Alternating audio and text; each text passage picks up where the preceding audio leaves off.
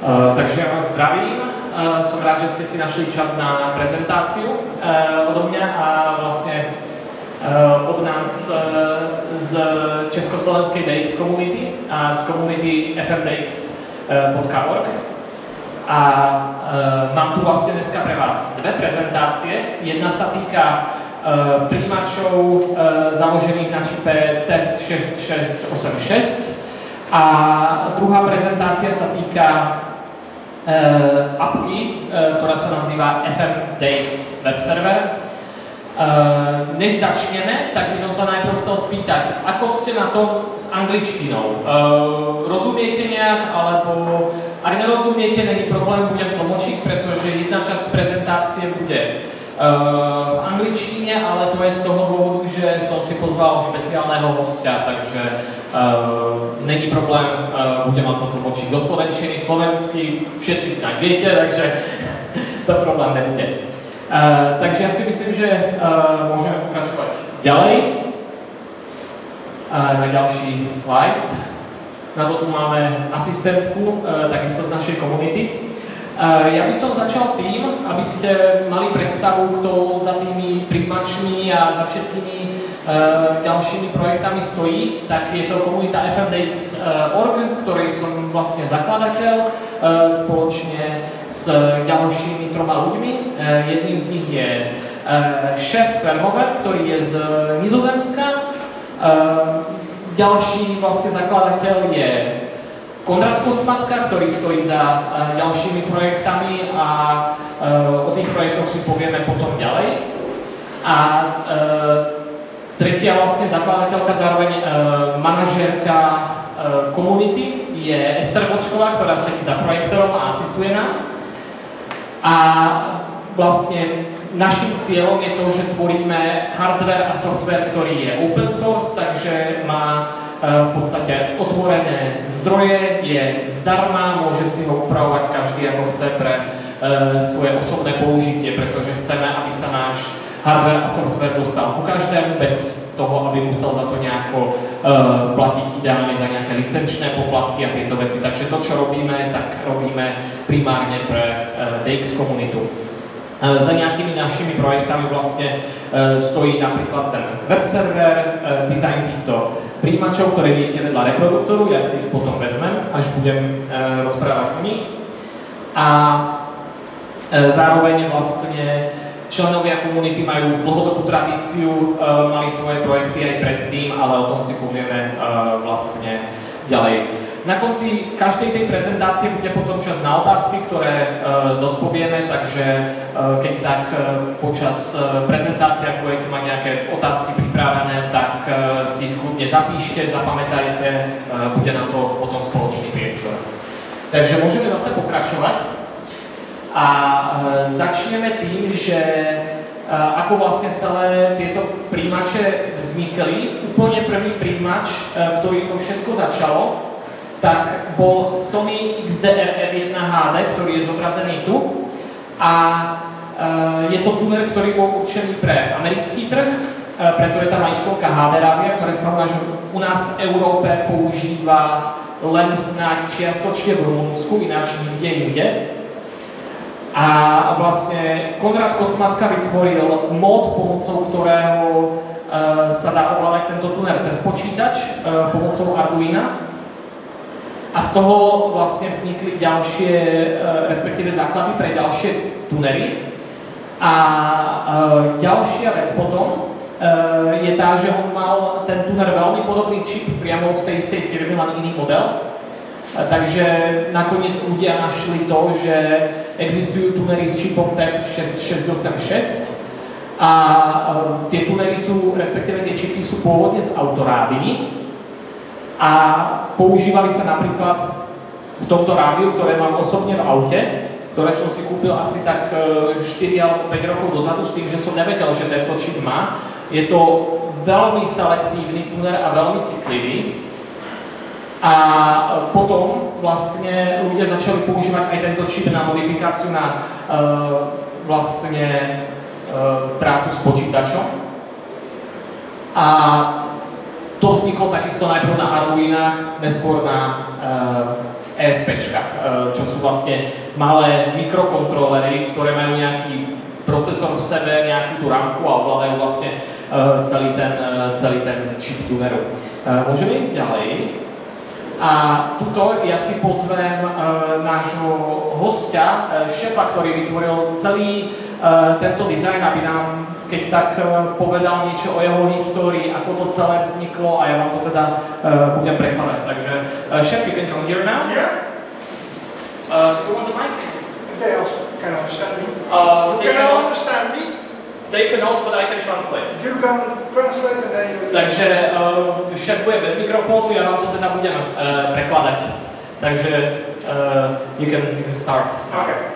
Well, my name is Chef, my amateur call sign Papa Echo 5 Papa Victor Bravo, like that. Takže jeho meno je šéf, má call sign PE5 PVB, je z Nizozemska. And my hobby in amateur radio is designing hardware and software for radio or radio use. Takže jeho hobby je vlastne tvorba hardvéru pre radioamatérov a pre používanie vlastne na dates hobby. So I first learned about the TEF chips with a conversation with another ham radio operator in the summer of 2020. Vlastne prvý ten prípad, kedy sa dozvedel o existencii týchto TEF čipov, bolo pri vlastne konverzácii s jedným z radioamatérov cca v roku 2020. Then the COVID lockdown started, so in winter 2020 nothing to do, and I want to learn about coding in Arduino and choose this project to be my start of learning coding with Arduino. Potom prišiel COVID v zime 2020 a vlastne sedel doma, nemal čo robiť, tak si povedal, že sa chce naučiť viac o týchto veciach, o hlavne robení softvéru pre Arduino, ESP32, tak si povedal, že proste vytvorí rádiový príjimač. Okay, so the first thing of design was used for DX, but also for ham radio use. We use wideband FM on 70 centimeters and 23 centimeters amateur bands to have a high quality full duplex chat with each other. Takže prvý, ten pôvodný nápad bol ten, že sa to bude používať na FM-ko, ale zároveň aj na 70 cm a 23 cm pásmo, pretože to má vlastne full duplex komunikáciu vo vysokej kvalite, takže tam je to, v Holandsku je to veľmi populárne, preto vlastne to bolo mierené aj na týchto ľudí mimo FM-ka. So my goal is to learn from others, so I decided to make it full open source like all the other projects. Že vlastne jeho cieľ je to, že sa chce naučiť viac vecí a preto sa aj rozhodol, respektíve tým, že sa učí od ostatných, tak sa rozhodol, že aj tento projekt vydá ako open source, aby zase ostatní mohli z neho čerpať ďalej. So a friend of mine had a web shop and I asked him to sell the kits, like the kits you see on this picture over here. And he started selling and the design became more popular in the Netherlands. V podstate začalo to aj tým, že má známeho a jeho známy vlastne má shop, respektíve obchod, ktorý je pre radioamatérov v Holandsku, tak sa dohodli, že sa bude predávať vlastne táto doska ako kit, ktorý si môžu ľudia poskladať a vlastne tým, že to začali ľudia skladať, tak postupne to bolo populárne, takže sa o tom dozvedelo viac a viac ľudí. So then things got fast because in February of 2022 a Chinese hobbyist, also a ham radio operator, sent me a photo of a portable designer, not this one. Takže v podstate v roku 2000, Takže vo februári 2022 sa vlastne objavil prvý dizajn, ktorý vytvoril Justin Peng, ktorý je, mám pocit, z Číny alebo z Hongkongu a rozhodol sa, že zoberie ten pôvodný projekt od vlastne šefa a pretvorí ho do prenosného tuneru a ten prenosný tuner je základ pre všetky tie tunery, ktoré vlastne vidíte tu. A few months later it completely exploded because AliExpress started selling radios like that. I think you already said that. No, I didn't. Okay. Takže potom to nabralo vďaka tomu v Ázii na popularite a chytili sa na to úplne ďalší ľudia, ktorí s tým nemali nič spoločné, ale povedali si, že to teda budú predávať, takže tieto rádia s týmto dizajnom sa začali objavovať na stránkach, ako je napríklad AliExpress a ďalšie tieto marketplacy, takže v podstate on prevzal dizajn od šefa a zase oni prevzali ďalej jeho hardwareový dizajn. Okay, well, later on, all kind of patches on my firmware came, like you did, and some other people, and later on we joined forces, and that's where we are now. Tak potom vlastne vďaka tým tunerom, tu si to dovolím trošičku predložiť, tým, že pridám svoj vlastný obsah, tak sa vlastne stalo to, že ja som si osobne jeden z týchto tunerov kúpil a zistil som to, že sa nedá ovládať s počítačom, čo bol vlastne môj pôvodný účel, pretože ten pôvodný dizajn bol určený aj na to, aby sa dal ovládať cez počítač. A tým, že oni si Číňania upravili tento software pre svoje použitie, tak oni to vlastne vyhodili. A som si povedal, že teda vrátim tie funkcie naspäť a vytvoril som si vlastnú modifikáciu toho firmwareu a potom sme sa nejak rozhodli, že vlastne ja som skontaktoval šefa s tým, že spojíme sily a spravíme jeden firmware, pretože počas tej doby bol vlastne ten problém, že každý mal svoju vlastnú úpravu firmwareu a každý mal nejaké iné funkcie. Tým, že je ten software vlastne open source, tak každý si to upravil podľa seba a potrebovali sme sa nejako proste spojiť a nakoniec sme všetky funkcie spojili do jedného softvéru a ten sa používa na týchto tuneroch. Okay, that was my story. You can... Takže toto bol vlastne pohľad od šefa.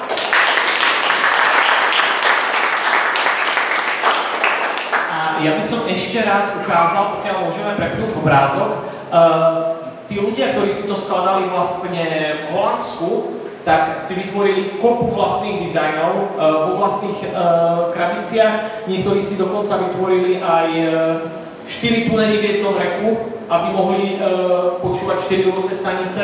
Tu sú väčšinou len tie dvojtunerové dizajny maximálne. Bohužiaľ ten štvortunerový nemá. Jeden je tu, ale to sú 2 reky.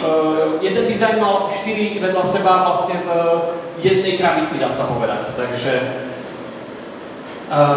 ešte jednu vec, čo by som ukázal, ak môžeme ísť na ten tretí obrázok, tak úplne prvý dizajn hardwareu vyzeral takto. Takže to je úplne prvý dizajn tej dosky, všetko bolo vlastne na káblikoch, potom už sa to poupravovalo a nakoniec ten dizajn je úplne, dá sa povedať, iný a je jednoduchší a spolahlivejší. Takže môžeme pokračovať v prezentácii teda. Môžeme ísť na ďalší slajd. Ja by som vám teda ukázal, aby ste mali cca predstavu, ako ten príjimač vyzerá. Ja si tu vezmem teda jeden kus.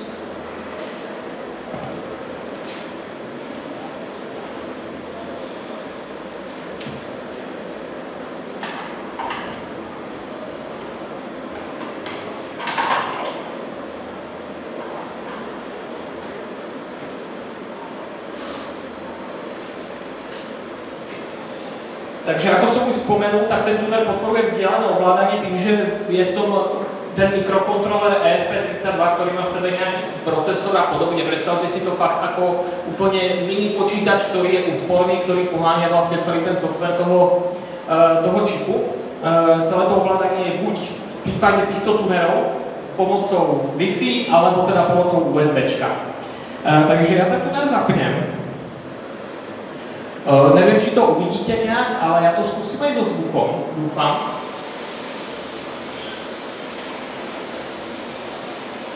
A aby ste teda mali predstavu, tak je tu krásne vidno vlastne tá aktuálna frekvencia.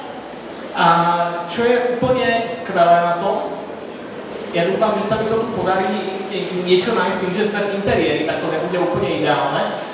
Ale máme tu napríklad poľskú stanicu na 89.2, je to Polské rádio 3, niekde asi možno 60-70 km odtiaľto.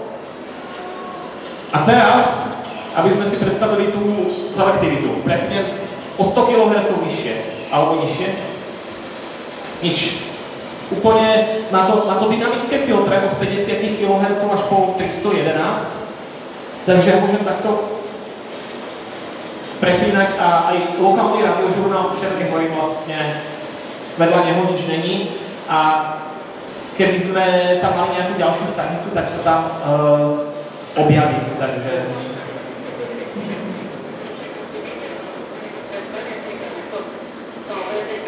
napríklad ešte by som ukázal, teda skúsim možno, ale ono to pásmo tým, že sme v interiéri je prázdne, ale to je krásny prípad, tu máme České rádio 2 z Jičína a vedľa neho o 100 kHz nižšie máme Český rozhlas Olomouc z Jeseníku. Takže teraz máme České rádio, teda Český rozhlas 2. Hneď vedľa a krásne sa nám načíta z RDS-ko. Vôbec sa tie rádia vlastne nerušia.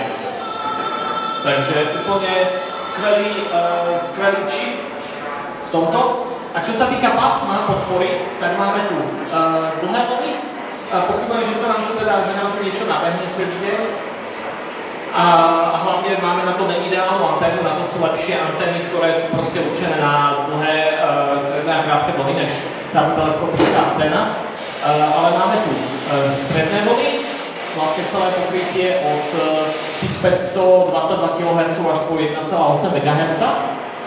A potom tu máme vlastne krátke vlny od tých 1700 kHz až po 27 MHz, takže podporuje to fakt široké pásmo. Ale bohužiaľ tým, že je to príjimač, ktorý je určený pre FM, tak asi vás nepoteším, bohužiaľ nemá podporu SSDčka, takže proste len AM modulácia v tomto prípade. Ďalšia vec, ktorá je super počas sporadiky, tak je podpora ešte starého východného pásma, ktoré si myslím, že dosť z vás si ho tu ešte pamätá, keď sa tam kedysi vysielalo. Ja som vtedy v podstate ani nebol na svete, keď to bolo aktívne, takže... Ďalšia vec v podstate je vlastne potom pokrytie celého toho FM-ka, takže ono je to od 64 až do 108 MHz. Ďalšia vec, čo by som ukázal, tak je vlastne podrobné RDS-kové info. Vidíme vlastne RDS-kové PS, čo je názov stanice, vidíme celý PICode, ktorý sa hodí. A potom tu máme ešte extra RDS-kové informácie, jak je celý radiotext, kvalita toho RDS-ka, alternatívne frekvencie a kopá ďalších vecí. Takže toto využijú hlavne DXery alebo aj ľudia, ktorí majú vlastnú FM stanicu a potrebujú skontrolovať, či tam beží všetko správne. Ale pre DXerov je to výborné v tom, že PICode sa vlastne načíta ešte predtým, než sa načíta názov samotnej stanice, takže o mnoho lepšie sa potom identifikujú úlovky. Môžeme ísť asi ďalej, by som povedal. Mám tu potom ešte jeden kus hardwareu, ktorý je úplne nový. Si ho dovolím teda ten hardware ešte ukázať takto. Mám tu dva kusy.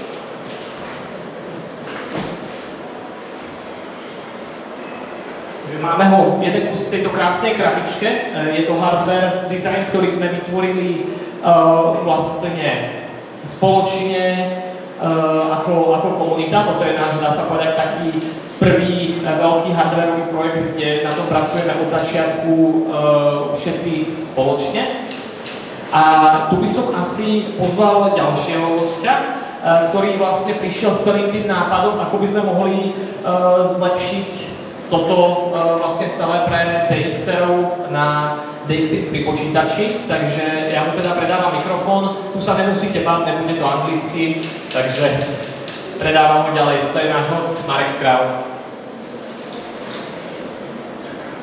Tak, dobrý deň, ako spomenul, to volám sa Marek Kraus a som teda súčasť komunity FMDX.org. No a vlastne len taký backstory v podstate, nebol som, alebo vlastne nejako som, predtým, než som sa dostal teda do komunity, ani vlastne FMDX nepoznal nejako veľmi.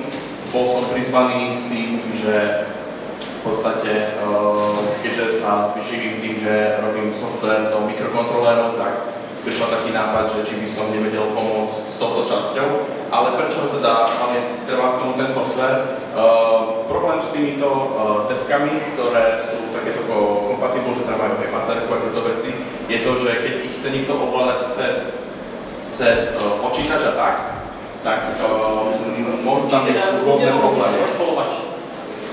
Je tam jeden problém s tým, že napríklad keď si to auto nahráva do počítača, tak vlastne z devka takéhoto klasického ide iba analogový výstup. To znamená, že potrebujete mať nejaký nahrávač, že devko to dá tackom do analogu a potom zase nejakým nahrávačom USB-škovým je tam znova ADC-čko na digitálny zvuk, čím sa samozrejme degraduje samotný zvuk a môžu tam dostať všelijaké ruchy a takéto veci.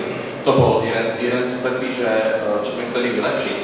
A druhá vec, prečo sme to chceli, je to, že tieto čínske devka nemajú úplne najlepší RF chain, nie sú tam filtre. Akože je to stále dobré, ale vždy tam nejaký priestor na vylepšenie, aby sme mali ešte lepší signál, ešte nižší noise floor a ostatné proste parametre.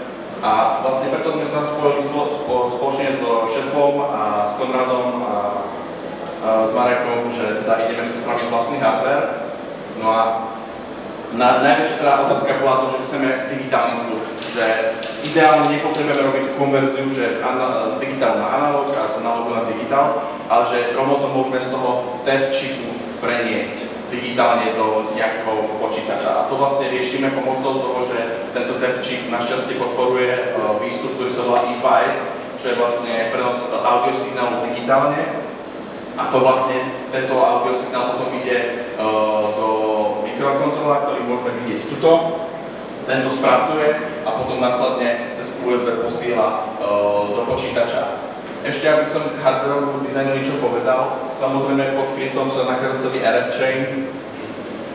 Je samozrejme zakryptovaný preto, aby všetky rušenia sa tam nedostali a potom táto časť je už samozrejme, tu je mikroprocesor, ktorý sa stará o spracovanie, či komunikácia alebo audiodát. No a potom sú tu ešte všelijaké vývody na nejakú inú kontrolu. Taktiež to ale stále má aj výstupy na analóg. Vlastne toto je taký modulček, ktorý sa dá vlastne zapíknuť do devka, do nášho headless devka a máte samozrejme znova analogový výstup. Čiže stále sa dá použiť aj na sluchátka, ak je potrebné. No a vlastne ďalšiu z výhod je to, že teda máme dve anténne vstupy, to znamená, že ak máte dve antény, napríklad jednu na vertikálnu, na horizontálnu polarizáciu, tak si to môžete prepínať a má to vlastne teda podporu pre prepojenie so najznámejšími softvermi, čiže DRGTK a FMTX web server, ktoré sú priamo integrované s týmto, čiže tie prepínania a všetky veci sú kompletne kompatibilné. Toto je ešte niečo, čo je stále vo vývoji, stále ešte na tom pracujeme, ale dúfame, že sa nám to podarí všetko doladiť a potom priniesť aj ostatným ľuďom a fanúšikom, aby si to mohli zakúpiť. Ja teda k tomuto dodám ešte to, ak by vás zaujímali nejaké špecifikácie. Oddelenie signálu na tých dvoch antenách je niekde okolo 60 decibelov a dynamický rozsah celého tohto devka na meraní je niekde okolo 100 decibelov, takže to sú výborné hodnoty, proste, ktoré sú, dá sa povedať, aj lepšie než ktorékoľvek SDR-ko, a to aj vrátane napríklad AirSpy SDR, ktoré sú povedzme cenovo asi dvojnásobne vyššie než vlastne tento tuner. A v podstate, keď už náhodou by ste si chceli aj pozrieť ďalej, aby sa náhodou na niekoho nedostalo, tak toto devko má vystavené takisto obchod DX, ktorý má vlastne spojený stánok s československým DX klubom. Tam je tento tuner vystavený, takže určite sa môžete pozrieť bližšie na to, jak ten hardware vyzerá. Akurát teda mám pocit, že tam žiaden kus není zapojený, ale to není moc veľký problém, pretože na to máme vlastne ten FMDX web server a o tom bude druhá časť našej prezentácie. Takže ja ďakujem za takýto dodatok.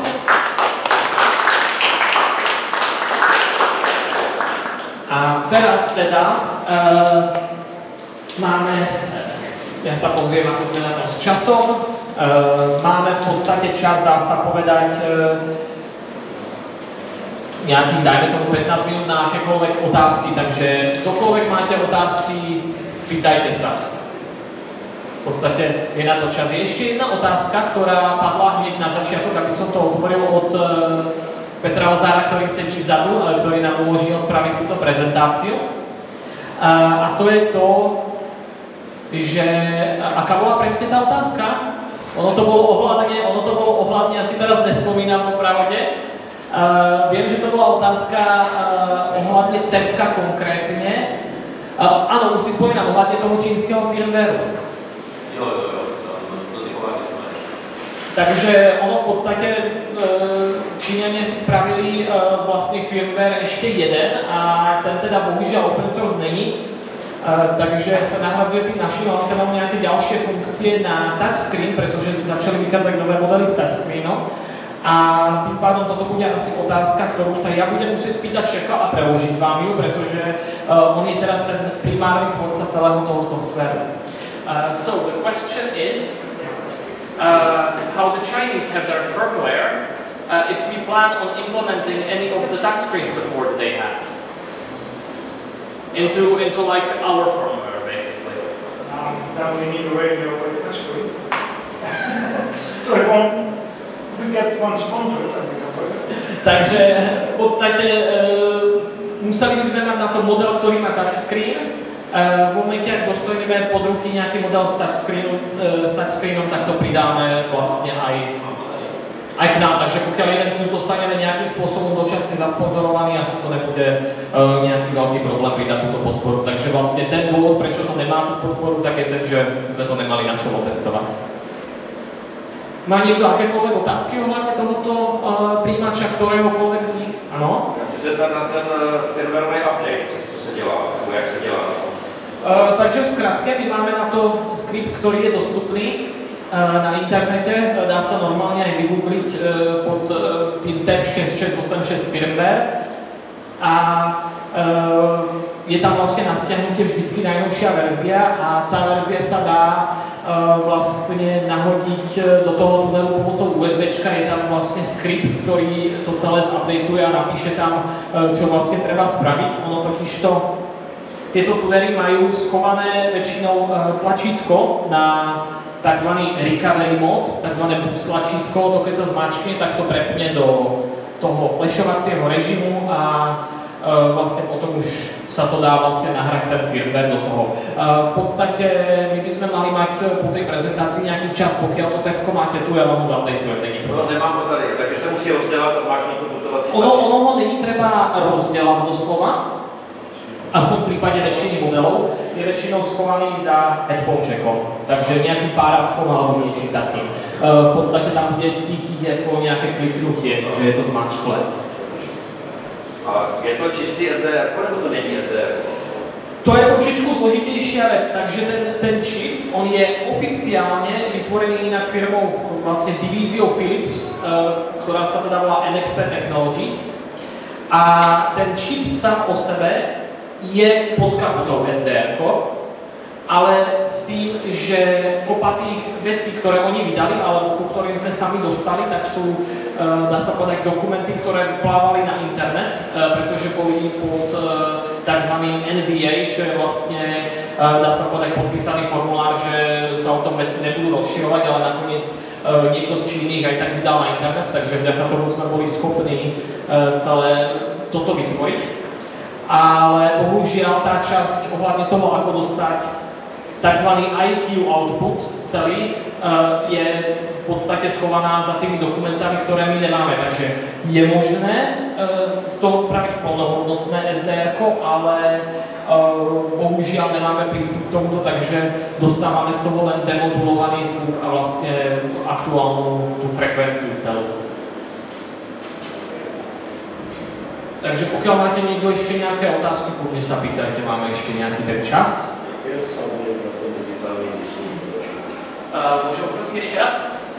Sa pýtaj na tom digitálnym výsluhu toho, čo bude Sampling rate je 48 kHz, takže bohužiaľ není to celých 192, ale tých 48 na to úplne perfektne stačí. Takže v podstate na nejaké počúvanie ten zvuk je úplne čistý aj v tomto prípade.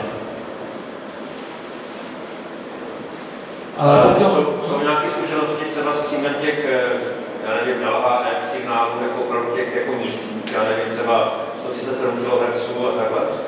Úplne až takto nízko si nejsem istý, ale minimálne na týchto dlhých a stredných vlnách a vlastne na tomto podobnom pásme je vlastne dosť skúseností s tým, že si to pripojili na reálne antény, ktoré sú na to určené a boli pozitívne ľudia prekvapení. Akurát teda v prípade týchto prenosných tunerov je tam na AM-ku schválne možnosť vypnutia displeja, pretože ten displej samozrejme produkuje nejaké to rušenie na tých dlhších vlnách. Takže inak jedna vec teda, až tak nízko zároveň ten TEF nejde, myslím, že on začína niekde okolo 154 kHz. Takže dá sa povedať začiatok tých dlhých vln. Já chci zeptat, uvažuje se o nějaké možnosti poslechu třeba leteckého pásma nebo letadel v tom modulaci AM? To už sa aktuálne dá. Ja som videl, že pomocou hardwareovej modifikácie ale si na toto spravili Číňania tzv. Upconvertery s tým, že počúvali toto letové pásmo, ale už potom je s tým problém, že v niektorých štátoch, pokiaľ by sme mali tento hardware, tak už by sa to nedalo v podstate predávať. Takže niektoré krajiny majú na toto veľmi striktné zákony. Myslím, že konkrétne Rakúsko a Švajčiarsko a vlastne tieto okolité krajiny. Takže s hardwareovou modifikáciou a nejakým upconverterom sa to dá spraviť, ale priamo bez nejakých modifikácií to vlastne nejde. Ale je ešte jedna vec, čiste v teórii by ten čip mal zvládnuť ísť niekde až do 140 MHz, ale zatiaľ tým, že nemáme úplne všetky dokumenty, tak sme neobjavili jak. Veľmi podobný čip, ktorý je v tom XDR tuneri, ktorý som spomínal na začiatku, tak ten myslím ide až do pásma nejakých 138 MHz a špekuluje sa to, že proste na tomto čipe by to malo byť takisto možné. Takže pokiaľ mi tu nemá ďalšie otázky, ja by som sa pohol na tú druhú časť.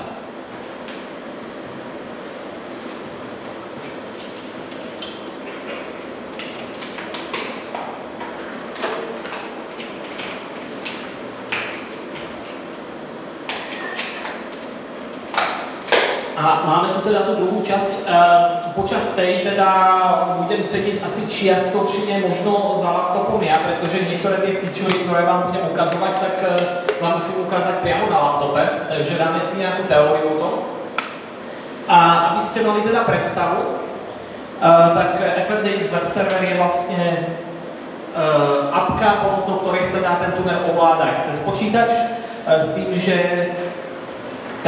je tam aj vlastne webový stream, respektíve celý ten program na strane klienta beží v prehliadači. Takže ten klient dostane plný výstup z toho tuneru a zároveň dostane ešte aj audio stream. A to je vlastne presne ten dôvod aj, prečo sme vyvinuli tento headless TEF tuner a prečo má vlastne digitálny zvuk, pretože dosť veľa ľudí našlo u seba nejaké zvučanie z toho AUX portu a podobne a proste sme chceli dotiahnuť to najlepšie z toho. Takže čo sa týka tej kompatibility s tunermi, tak samozrejme tieto všetky TEFka, ktoré sú, tak sú podporované a zároveň aj to staré XDR-ko, dá sa povedať, staré dobré XDR-ko, ktoré v podstate je takisto vystavené na stránku CSDXC a myslím, že je tam dokonca aj na predaj, ak sa nemýlim. Takže ďalšia vec, čo sa týka SDR-iek, tak tie sú takisto podporované, pokiaľ podporujú program SDR Sharp, pretože existuje plugin, ktorý vlastne preklopí tie dáta, ktoré prichádzajú z SDR Sharp do toho nášho protokolu, ale priznám sa, že není moc odporúčané to používať týmto spôsobom, takže dá sa to, ale nemali by ste to robiť. Takže môžeme ísť ďalej teda. Takto nejak vyzerá celý user interface toho programu, alebo respektíve vyzeral.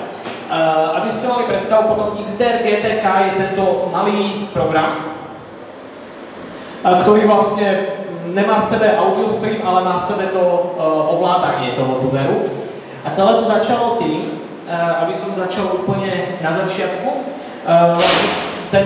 Túto apku som vytvoril ja s pomocou komunity. A začalo to tým, že jeden DXer chcel vedieť, alebo vidieť, čo DXujem. Ja som mu väčšinou posielal audio stream, že na tu si nalaď, pozri sa, alebo aha, čo chytám. A som si povedal, že teda tak skúsim vytiahnuť tie informácie z toho nejak do prehliadača, aby sa tam zobrazil aspoň ten pajkód, frekvencia, aby mal cca predstavu, čo chytám. No a nakoniec sa ľudia začali pýtať, že keď už to robím, dám tam aj nejaké ovládanie toho tuneru, ja si hovorím, že na čo, no ale tak dal som to tam. A potom začal obrovský boom toho, že si to ľudia začali testovať, ľúbilo sa im to a dostával som postupne feedback s tým, že čo mám upraviť, zlepšiť a z malého projektíku, ktorý som si myslel, že bude mať hotový za, dajme tomu, 2-3 dní, makám na tom aktuálne rok, stále sa vylepšujú tie veci, respektíve táto fotka je z 2. novembra, respektíve listopadu 2023, kde je vidno stále len ten signál, frekvencia a pajkód.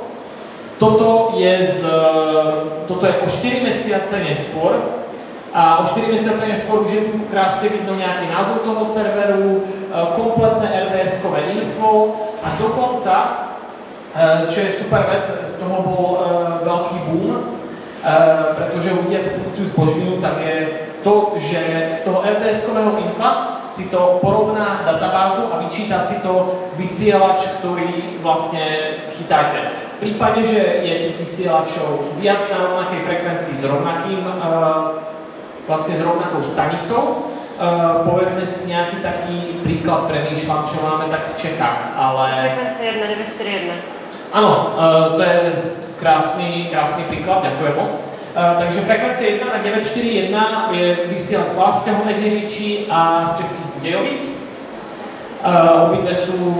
Obidve teda chytám doma, ak sa mám priznať, takže tuto nastupuje algoritmus, ktorý si skúsi porovnať, aký je výkon a vzdialenosť toho vysielača a pomocou logaritmiky jednoducho rozhodne, že toto by mal byť ten správny vysielač. Do budúcna, pre tých ľudí, čo majú rotátor, by sme chceli pridať, aby to bralo aj podľa smeru a pre ostatných aj podľa terénu, pretože teraz to počíta len čisto vzdialenosť a nebere to do úvahy terén. Takže môžeme pokračovať. Ďalšia časť tohto celého je vlastne mapa, ktorá je dostupná na tomto odkaze, kľudne na telefónoch si to môžete otvoriť, kto chcete. Je to kompatibilné aj s telefónmi. A toto je zoznam tunerov, ktoré sa ľudia rozhodli postnúť verejne pre ostatných, takže ktokoľvek príde, tak na tom tuneri môže počúvať a ladiť to, čo presne ten človek chytá. A toto takisto začalo tým, že bolo nás teda pár, hovoril som si, že mapy teda nebudem robiť, veď aj takto populárne nebude. Máme teraz niekde okolo 110 verejných serverov po celom svete, vrátane exotických lokácií, ako sú napríklad portugalské Azory, Austrália, úplný juh Chile, čiže Patagónia. Ale teda najviac toho máme samozrejme v Európe. Toto je fotka z tohto týždňa, takže keď si môžete všimnúť, tak najviac toho je samozrejme v Čechách, ale prekvapivo, úplne najviac toho je v Holandsku, tam je tuner na každom kroku. A samozrejme postupne pribúdam nejaké servery na Slovensku. Ja osobne mám jeden server u seba doma v Jaromneži a 2 servery mám vlastne úplne na západe Slovenska v Pezinku. Takže takto nejak vyzerá tá mapa a začalo to s tým, že jeden človek takisto z Holandska si spravil zoznam, lištičku s tunermi, ktoré sú aktuálne aktívne a to ich bolo asi 5 alebo 6. A potom sa nám tá lišta nejak začala plniť, už sa to nedošlo na obrazovku, no tak sme si povedali, že proste spravíme tie mapy a takto nejak vyzerajú. Takže môžeme ísť ďalej. A v podstate prostredie ste čiastočne videli aj s RDS-kou. A ďalšia vec, teda ešte čo spomeniem z týchto teoretických vecí, tak sú tie pluginy. A to prišlo, dá sa povedať, relatívne nedávno. Povedzme, sú to síce 2-3 mesiace, ale z pohľadu vývoja je to posledných pár verzií. A to je to, že ľudia si začali postupne upravovať ten server podľa seba, pridávali si tam vlastné veci, lenže museli to potom pridať pri každej aktualizácii znova. Takže vlastne stalo sa teda to, že sme pridali podporu pre tieto modifikácie, aby si to mohli pripraviť, respektíve pridať oni sami bez toho, aby museli upravovať následne pri každom update ten server. A napríklad taký najpopulárnejší plugin je to, že sa ukazujú logá serveru vlastne vedľa RDS-ky, takže ešte si to dotiahne aj logo, takže na to ste zvyknutí napríklad z autotunerov. Ďalšia vec je počasie, ktoré sa zobrazuje takisto nad grafom. Niektorí ľudia si ešte pridali aj klikateľné presety lokálnych staníc, takže keď kliknete, tak vám to proste naladí lokálnu stanicu s tým, že tam vidno aj logo. A ja teda by som si dovolil sadnúť teraz k tomu laptopu, takže ja teda prejdem medzi vás. A dúfam, že máme teda internetové pripojenie, takže ja si začnem, ja si tu naťukám link a presuniem vám ho krásne na ten monitor, aby ste ho všetci videli. Takže tu sme na tej stránke, ktorú ste si niektorí otvorili. A ako si môžete všimnúť, je toho teda dosť na východnom pobreží v Austrálii, tu je tá Patagónia a tie Azory samozrejme, takže takto krásne v strede oceánu malé portugalské ostrovy. A máme tu ešte časť toho dokonca v Rusku, ale niektoré krajiny teda chýbajú. Ja teda si dovolím otvoriť napríklad ten svoj tuner. S tým, že je tu krásny popis, keby ste chceli kontaktovať človeka, ktorý je za tým tunerom, s tým, že mu tam niečo nefunguje, alebo proste, že ste niečo zaujímavé naladili, tak ľudia si vyplňajú aj tento kontakt. Takže ja dám teda Connect.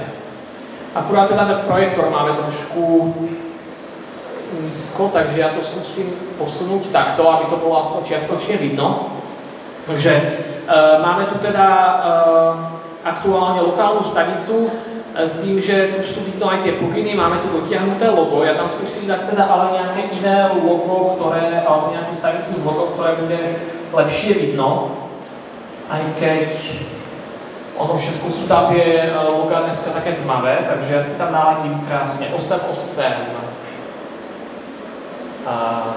5, ak mi to klávesnica dovolí, tak to...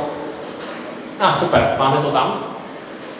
Takže krásne mi tam aj nabehol vysielač, že je to Strutonová, vpravo dole vlastne vidíte vysielací výkon, vzdialenosť a azimut. Je tu vidno signál, ja ho prepnem teda pre vás na európske jednotky, aby ste to mali presnejšie. A vidíme teda to logo, to je takisto zásobný modul, respektíve plugin. A aj to počasie sa bere proste online, takže tam není nejaký senzor alebo niečo takéto, to je online podľa pozície toho tuneru. A aby sme si prešli teda tie funkcie, máme tu prepínač antén, vlastne mne to beží ten hardware na tom headless stepku, ktoré ste tu mali vystavené, ktoré medzi vami poprechádzalo. A ten prepínač antén funguje tak, že ja mám teda jednu jaginu v horizontále a nejaké ďalšie jaginy vo vertikále, takže ja keď prepnem, tak zrazu ten signál klesne, pretože táto stanica je horizontálna a zase by som takto ladil niečo iné. Tu je napríklad príklad, kde mi hrá z Liberce Európa 2 a keď si prepneme zase na horizontál, tak už tam není, takže... Můžeme mít otázku? Určitě. Já jenom jako, že u FM vysílačů se na nás používá jenom horizontální polarizace. U nás je to taký... Takže u nás je to v Čechách práve že taký mix. Povedzme, že tie vysielače, ktoré majú vysoký výkon, tak... Tie lokálne áno, používa... Áno, u lokálnych áno, niektoré, ale aj tieto vysokovýkonné vysielače sú vo vertikále. Napríklad jeden taký príklad je Jihlava Strážnik, ten vysielač je vo vertikále. Takže tam je nejakých 10 kW, ja si myslím, že to vieme zaradiť do tých vysielačov, ktoré majú vysoký výkon, ale napríklad vysielače, ktoré vysielajú, alebo respektíve krajiny, ktoré vysielajú striktne vo vertikále napríklad, úplne všetky vysielače snáď, alebo 99,9%, tak je Holandsko. Tam úplne všetko je vlastne vo vertikálnej polarizácii. U nás je to mix, lokálky väčšinou vertikál, tieto vysokovýkonné vysielače väčšinou horizontál, takže napríklad ale mixy aj u Poliakov, kde niektoré 120 kW vysielače majú vo vertikále. Ja si myslím, že jeden z nich by som mohol krásne medzi nami takto chytiť a vyskúšame, či nám pôjde, ale nemáme na to úplne asi smer, takže myslím, že ho tu asi nechytím. Ale teda oni majú samozrejme taký mix, ale ja som si namontoval osobne tie vertikály skôr pre vzdialenejšie krajiny s tým, že tam očakávam samozrejme nejakú Škandináviu, Holandsko a ďalšie krajiny, takže oni vysielajú práve v tom vertikále.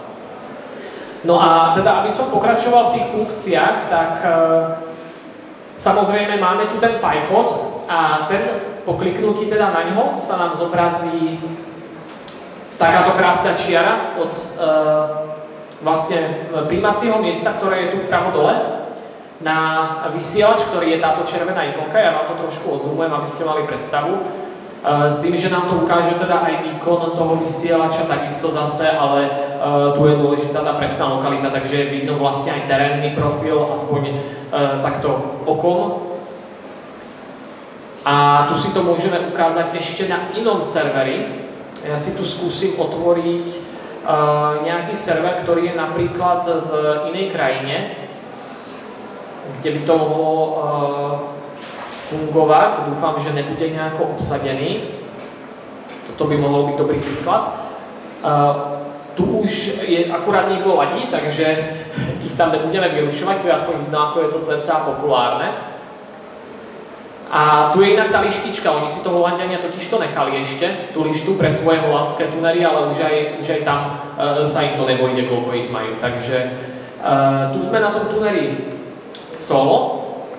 Oni tu majú zároveň aj plugin, ktorý im takto skenuje na najbližšiu stanicu, takže tu si môžeme dať zase príklad, tu vidíme, odkiaľ je ten vysielač a zase keď kliknem na ten pipod, tak vidím teraz presnú lokalitu a keď to zazoomujem, tak vidíme, že je to teda nejaká lokálka v tomto prípade.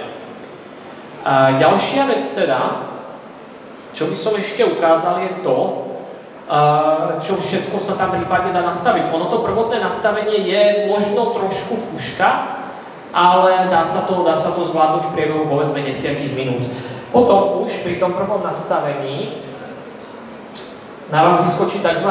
Inštalačný dizajn, kde dá sa povedať, vyplníte nejaké info a klikáte next, na čo už ste zvyknutí pri inštalácii programov. Ale ja teda zároveň teraz som prihlásený ako administrátor, keďže toto je vlastne môj tuner. A môžem si ten server uzamknúť. To znamená, že ja, keď mám náhodou verejný server, ja ho teda takto mám verejný, takže môžete aj vy v podstate teraz si ho otvoriť na telefónoch, kľudne, ak chcete niekto. Otvorte si ho na telefóne, ten server. Je to server v Jaromieži, takže hľadajte proste na severi Čiech. Takže kto chcete, kľudne si ho otvorte na telefóne. Je to presne tento server. A aby som vám teda ukázal nejaké tieto funkcie,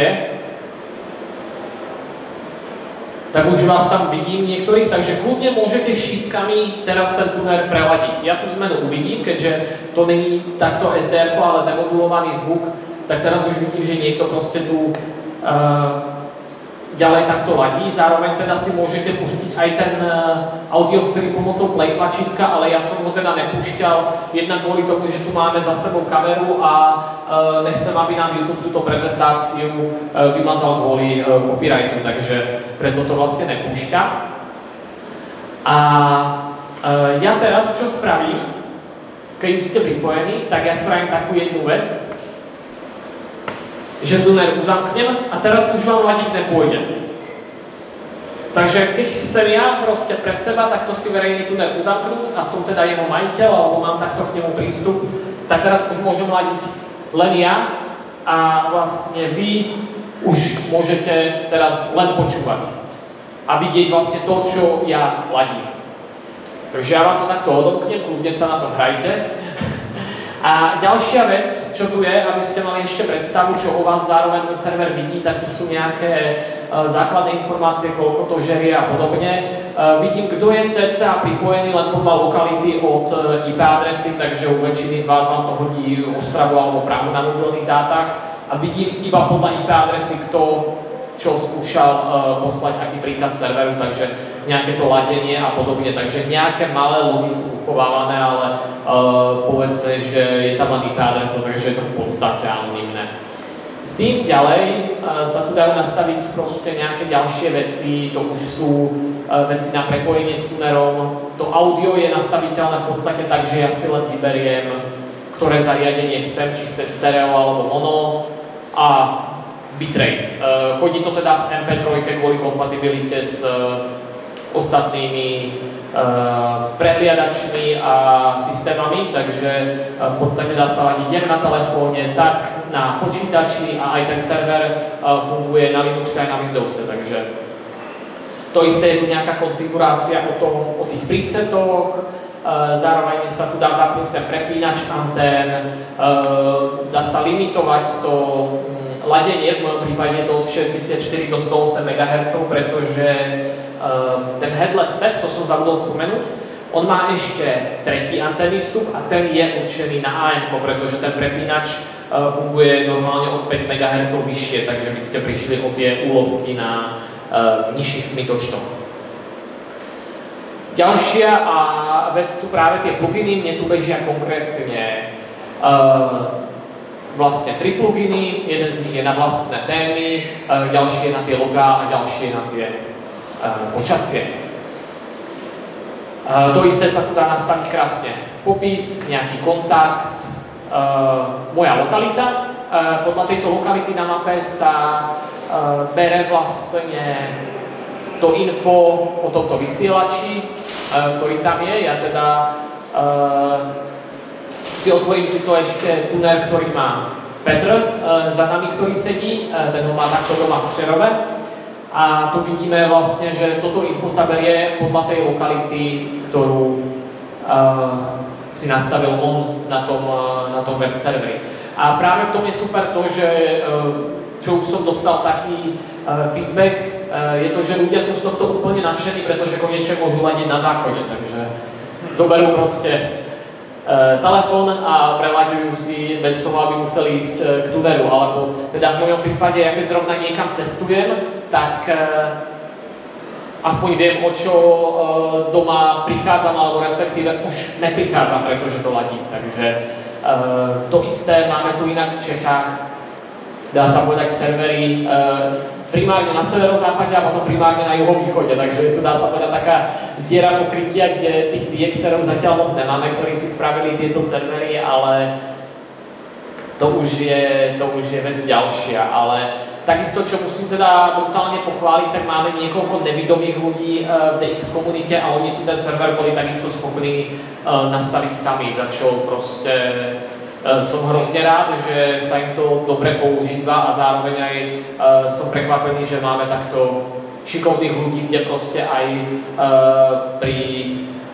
dá sa povedať, pri strate jedného z snáď pre mňa najdôležitejších zmyslov máme proste možnosť, že si to vedia takto aj nastaviť bez akejkoľvek pomoci. A práve títo ľudia mi potom dávajú aj feedback s tým, že čo by som mal ja postupne ešte doupravovať, aby sa im to lepšie používalo. Takže teraz tu máme, vidím, že ešte tu ladíte, takže vám to tu nechám na hranie a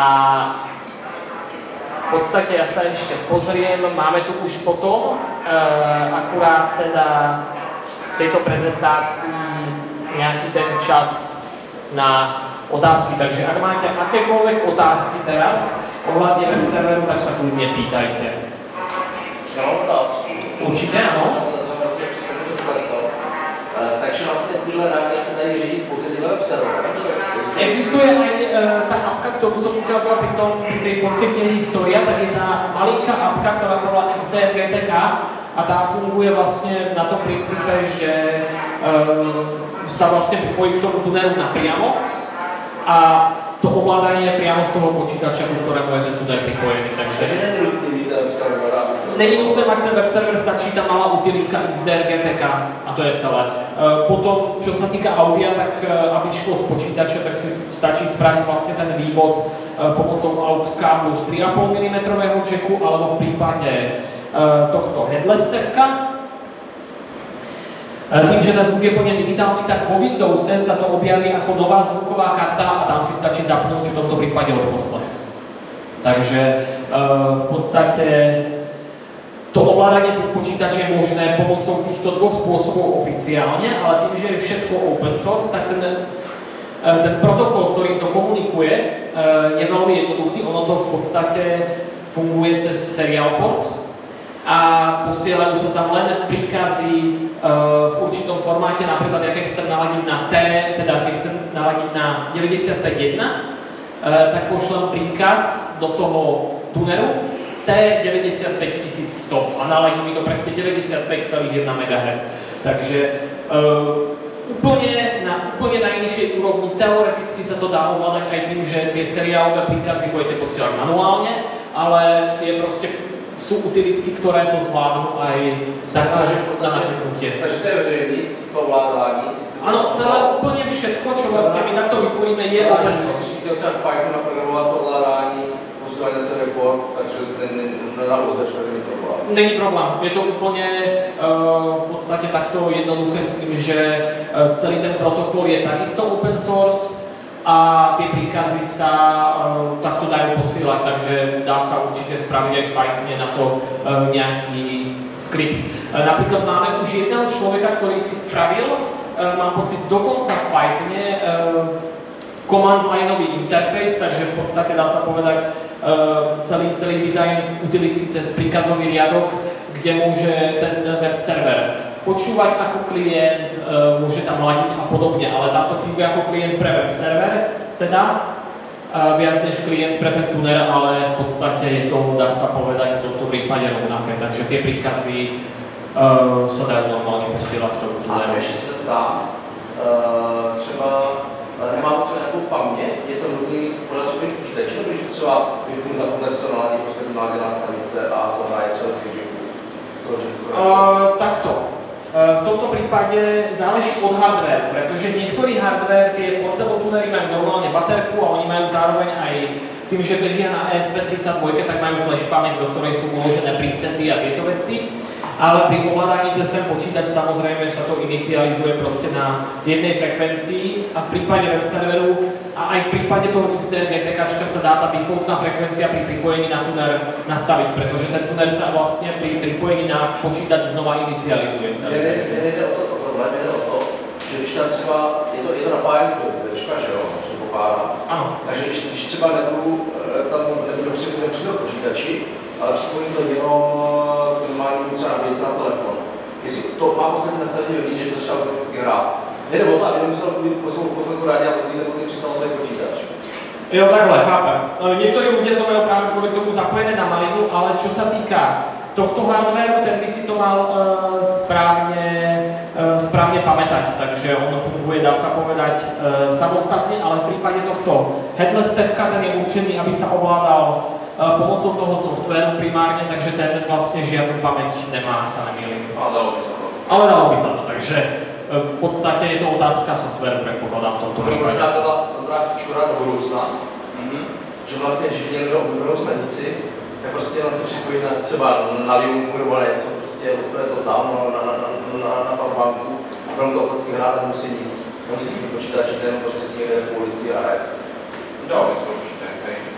To je práve ďalšia vec, ktorú som ja teda chcel spomenúť v tomto prípade, tak je to, že najväčšia FM-ková databáza FMList vlastne sa rozhodla, že tieto tento hardware by chceli používať na to, že im bude bežať v autách a s tým, že majú ľudí, ktorí im skenujú, dá sa povedať, to okolie a pridávajú tie veci potom do databázy. Takže to mi ešte napadlo, že by som mal spomenúť, že vlastne dá sa to použiť aj na tento účel. Väčšinou im to v aute beží niekde proste z Raspberry Pi alebo s nejakým takýmto mini počítačom, z ktorého je to napájané.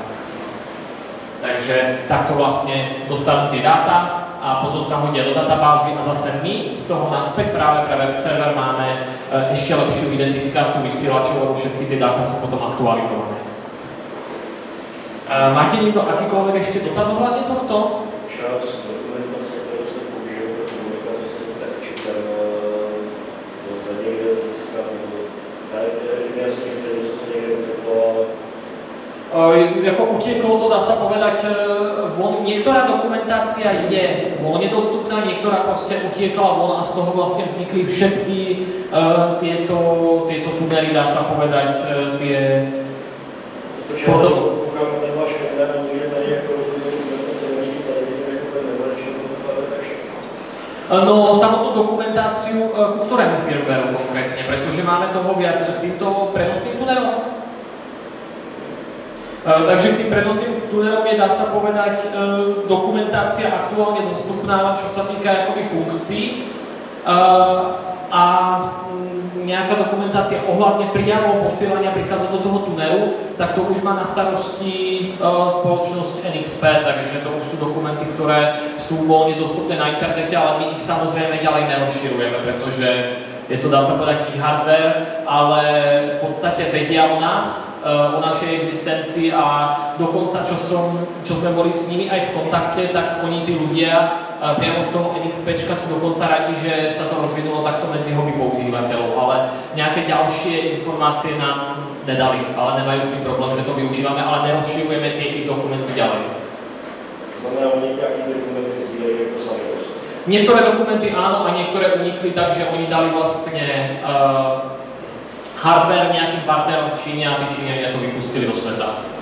Takže niektoré funkcie z toho máme vďaka tomu, ale práve tá spoločnosť, ktorá ten hardware vytvorila, vie o tom, ale neriešia to a zároveň sú ešte aj radi, lebo dokonca presne naše projekty videli a sú radi za to, že sa to takto používa. Takže asi v podstate, ja sa pozriem, či máme ešte nejaký čas.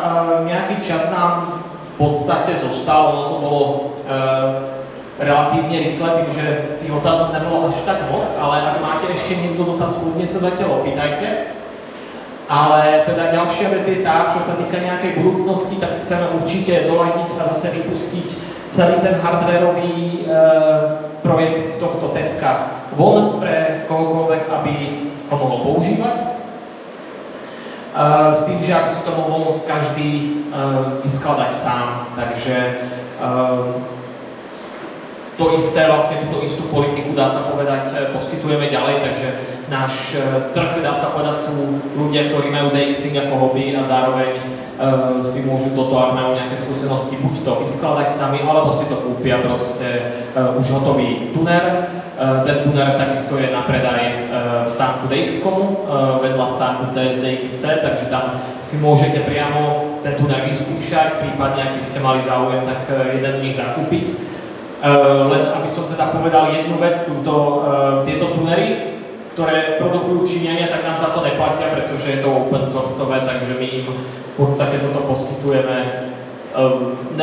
Dá sa povedať, oni si to, dá sa povedať, stiahnu celý ten hardware, upravia si to podľa seba a vydajú to ďalej, takže takto to nejak pokračuje. A tých tunerov je, dá sa povedať, na svete teraz veľmi veľa, po celom svete. Odhady sú povedzme v 10 000, takže takto je to populárne. Takže týmto by som asi tú prezentáciu ukončil. V podstate, ak máte nejaký záujem, my máme takisto Discord komunitu, kde vlastne vydávame všetky jednak beta verzie aktualizácií, predtým než vyjdú von oficiálne, a zároveň je tam aj možnosť nám poskytnúť nejaký ten feedback. Takže kľudne si môžete oskenovať QR kód, kto máte Discord, tak sa môžete pridať, kto ho nemáte, tak sa kľudne zaregistrujte. Je tam možnosť komunikovať s ostatnými DXermi, je to v podstate, dá sa povedať, taká brána do našej komunity. To isté, zároveň tam poskytujeme aj oficiálnu podporu, takže pokiaľ náhodou sa vám niečo stane, že mám tento problém s tým príjimačom, tak my samozrejme nejako sa pokúsime pomôcť. Celé to samozrejme robíme vo voľnom čase a dá sa povedať zdarma, takže my proste sme radi za to, keď ten hardware a software sa využíva. Zároveň, keby ste mali nejaké otázky na mňa, čo sa týka akýchkoľvek projektov alebo smerovania komunity, tak vlastne je tam aj e-mailový kontakt, takže sa nemusíte bať ma kontaktovať e-mailom, ja vám samozrejme rád zodpoviem všetky otázky, ktoré by ste mali. Týmto by som samozrejme sa chcel poďakovať ešte za váš čas, že ste si našli tú hodinku aj niečo času na to, aby ste si vypočuli v podstate, čo robíme, aké máme projekty, čo bude ďalšie, aby ste si nejak ohmatali jednotlivý hardware, software a čo pevne verím, tak je to, že sa objaví možno niekoľko ďalších verejných web serverov na zaujímavých lokalitách, alebo niekoho z vás možno poteší samotný ten hardware a možno si nájdete aj pre vás, ktorí nejste doslova FMDXeri, že si nájdete k tomuto cestu, pretože tie tunery proste pochytajú, dá sa povedať, aj nemožné. Ja osobne mám rekord samozrejme so svojou antenou a s týmto tunerom pri tropopodmienkach cez 1000 km, jednak škandinávské krajiny a jednak Británia a sporadiku niekde okolo 3500 km, pretože ten tuner proste si s tým nejak poradí. Takže v podstate aj na týchto tuneroch DXujem už niekoľko rokov a nevymenil by som. Takže ešte raz vám ďakujem za váš čas a prajem vám teda krásny deň a užite si zvyšok tohto setkania.